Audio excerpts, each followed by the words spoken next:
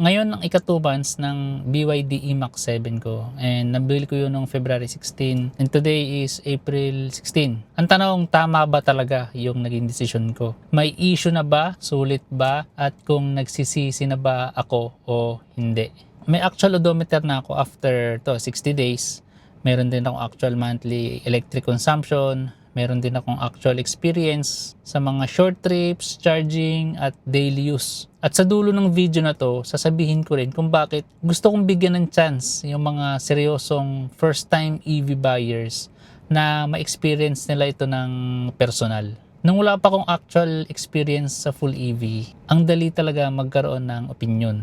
Parang feeling mo kasi gets mo na agad no? Disposable car yan, baka mahirap ang charging, baka magsisi ka, baka hindi yan practical. At sa totoo lang, ganyan din ako dati. Pero iba pala talaga kapag alam mo yun, ikaw yung mismong gumagamit araw-araw. After 60 days, ito yung odometer ko, 1,069 kilometers. At kung may magtatanong bakit mababa pa, short trips pa lang talaga kasi ang gamit ko. Almost araw-araw, dyan lang sa labas ng gate ng subdivision namin, yung clinic ni Mrs., tas yung dun din yung business namin. Tapos minsan from Batasan Hills, Quezon City, nagamit ko na siya papuntang 13 Martires, Cavite. Nadala na rin namin to sa Pasay City, Cubao, SM North, Trinoma. Yun lang, mga usual lang. SM San Mateo, Rizal, dyan lang. Kapag meron kaming kailangang mabilis na bibilhin. So mostly practical trips pa lang talaga. Wala pa akong road trip na matinding test, no? So, at dito, naging interesting ang isang tanong. Sulit ba kahit short trips pa lang? Pero bago ko ituloy, maraming salamat agad kung nilike mo tong video or ni-heart mo tong video. Malaking tulong kasi yan sa algorithm. So, nung in-install ko kasi tong Electro app, ito, nag-trial period lang ako dito. Around February 17. Eh, di ba nabili ko yung kotse February 16. Pero hindi ko pa masyadong kinakalikot ditong app na to. Hindi rin ako nakapag-charge, kaya makikita nyo itong February, wala siyang record ng charging. Magkakaroon kasi ng record, ibig sabihin yung merong kulay pula na yan. So ibig sabihin yung time na yan, nag-charge ka. Kung mapasaglit man yan or mahabang charging. Sinimulan ko na lang siya na talagang bilhin kasi natapos na yung trial isang linggo lang yata yun or 3 days, di ako sure. Tapos binili ko na nga siya nung after 1 month, March 15. So, nung March 15 ako dito nag-install, pero wala akong charge niyan. Siguro full charge pa ako niyan. Pero nung 21, dito na ako nagsimula ng charging partial. 21, 22, 26, March 31. Okay, tas April. Yan, may 31 ako dito, may 6, tsaka 11.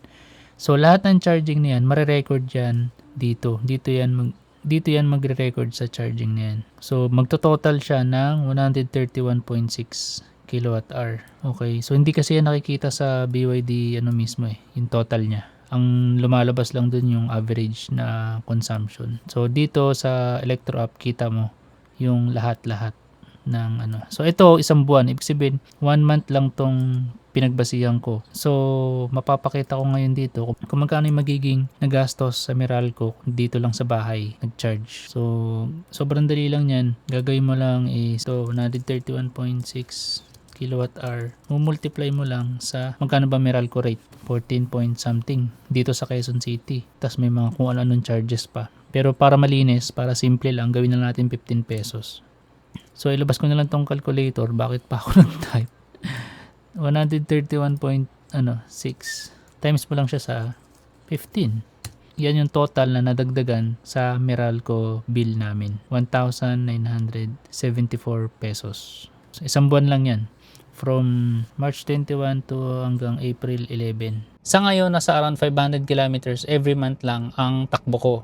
At hanggang ngayon, hindi ko pa natatry mag fast DC charging. Lahat halos home charging pa lang talaga. Sinubukan ko yung free charging dun sa SM San Mateo. Pero ang watts lang nun or yung charging speed niya, halos pareho lang dito sa bahay, yung wall charger, na around 6,400 kilowatts lang. Pero magandang ibig sabihin nun, sapat pa sa lifestyle ko yung home charging. Pero ang mas mahalagang tanong, may issue na ba after 2 months? So sa ngayon, wala pa akong issue so far. Wala sa charging, wala sa suspension, wala sa infotainment. At para sa akin, magandang sign na yun. Hindi ko sinabing proven na ang long-term quality after 2 months. Masyado pang maaga para sabihin yun. Pero kung immediate problems ang pag-uusapan, so far wala. Pero para maging totoo tayo, may isang part lang na medyo nahirapan ako. Yun yung Sentry mode ng BYD. Kasi kapag bumili ka ng BYD, hindi siya default na may 360 camera recording agad siya. Walang ganun. So, kailangan mong pang kalikutin,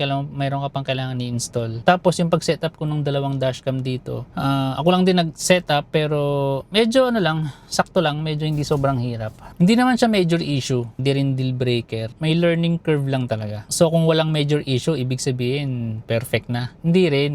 Masyado pang maaga para sabihin kung kamusta talaga ang long-term quality. 2 months pa lang to kaya ayoko magpanggap na alam ko na lahat. Pero ito lang masasabi ko. So far, gustong gusto ko itong sasakyan. Hindi ko sabing perfect, di ba? Pero sa actual use ko, masaya akong gamitin siya. Ngayon, interesting din itong isang tanong. Kung nasa around 500 kilometers per month lang ang takbo ko, sa loob ng 10 years, nasa around 60,000 kilometers. Masyadong mababa sa dating sasakyan ko na umabot siya ng 93,000 kilometers sa loob ng almost 11 years. At kung ganyan lang magiging usage ko sa loob ng 10 years, personally, hindi ko ina-expect na grabe agad yung battery degradation. Estimated lang to Hindi ko pa ito napapatunayan sa sariling kotse ko. Pero mostly, home charging, wala pang DC, fast charging habit, at relax lang tong mileage ko. Feeling ko manageable lang dapat ang degradation over time. Next month, first PMS ko na at masisilip ko na rin yung pangilalim nito. At para sa akin, isa na namang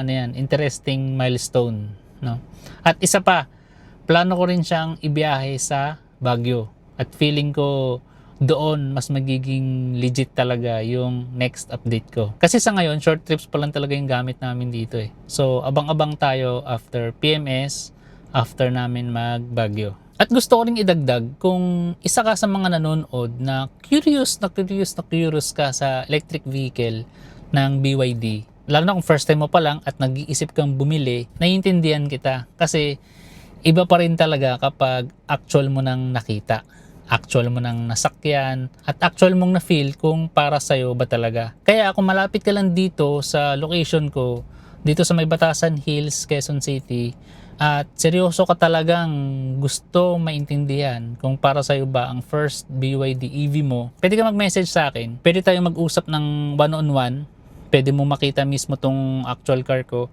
Magtanong ka na magtanong, at kung okay ang schedule ko at seryoso ka talaga, pwede rin kitang pag-test drive para ma-feel mo mismo kung swak ba to sa'yo. Hindi ito para pilitin ka bumili ng sasakyan. Gusto ko lang na bago ka gumastos ng malaking pera, mas malinaw ang magiging decision mo. Kasi minsan, isang actual experience lang, sapat na yun compared sa isang daang YouTube videos na pinapanood mo. So, ayun. So, after 2 months, tama ba ang decision ko? Sa ngayon, oo. Too early pa para sa final quality judgment. Para sa actual use, actual comfort, so far, gustong gusto ko. Tingnan natin ulit after first PMS at lalo na pagkatapos ng Baguio trip namin. Panoorin mo tong actual experience namin.